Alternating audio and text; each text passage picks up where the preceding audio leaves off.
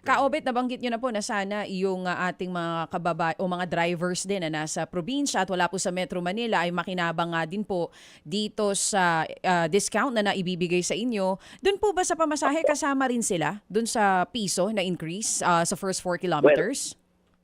Tama po yan. Nationwide po itong aming request neto para ho naman na ang ating mga kapatisyana po sa ibang probinsya ay makinabang din po gumagamit din po sila ng petroleum product at hindi apektado po ang ating mga taga-probinsya rito. Oo. Dalawang bagay ka, Obet.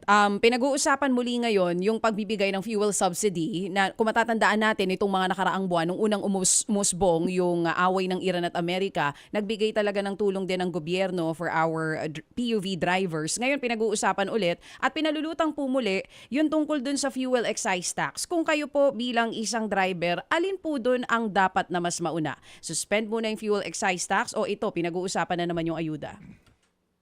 Well, alam po niya yung mga ayuda, Ma'am DJ. Sabi ko nga at nabanggit ko, band-aid solution lang. Pasamantan lamang po ito yung excise tax at nakita po natin, binigyan na ng kapangyarihan ng Kongreso ang ating Pangulo para isuspend ang excise tax. Subalit, pinili lang po yung ang nabigyan lang po ang kerosene. Pinaasahan din po namin sana na pati ang diesel, gasoline ay ma-exempt din po sa excise tax. Sapagkat malaki rin po itong excise tax na sinitingin sa amin. Almost 6 pesos, 10 pesos po yan per liter. Yes, sir. Yes, sir. Sige po, kami po'y gagawa ng kaukulang follow-up dito po sa mga dapat na pupukpok sa gobyerno sa paggamit na po ng poder ng presidente doon po sa suspension ng excise tax collection sa diesel at sa gasolina. Ito po partikular yung mga congressman, mga senador na nagpasa ng batas pero ayaw naman pong gamitin ng Pangulong Marcos. Salamat po Ka-Obet at mabuhay niyong hanay.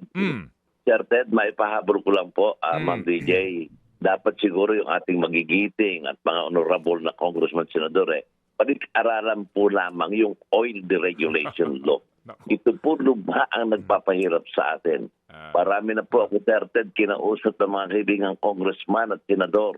Noong pong mataas ang presyo, inabot ng 140, 150, puro babalik-aralan ng ating oil deregulation law. Ngayon po, nung normal na, mukhang may mga amnesia na po itong mga kaibigan natin nito. Kanya, prioritization, sir, napakalaking tulong po niyan. Mga kapatid, patuloy po kayong tumutok sa 105.9 True FM para sa totoong balita, impormasyon, music, and entertainment. Mag-subscribe sa aming YouTube channel at podcast at sundan nyo kami sa Facebook, Instagram, X at TikTok sa True Network PH. Bisitahin din po ang aming official website, truefm.ph. At panoorin din kami sa True TV Signal, Channel 19. Kami po ang 105.9 True FM. Laging true sa'yo, kapatid.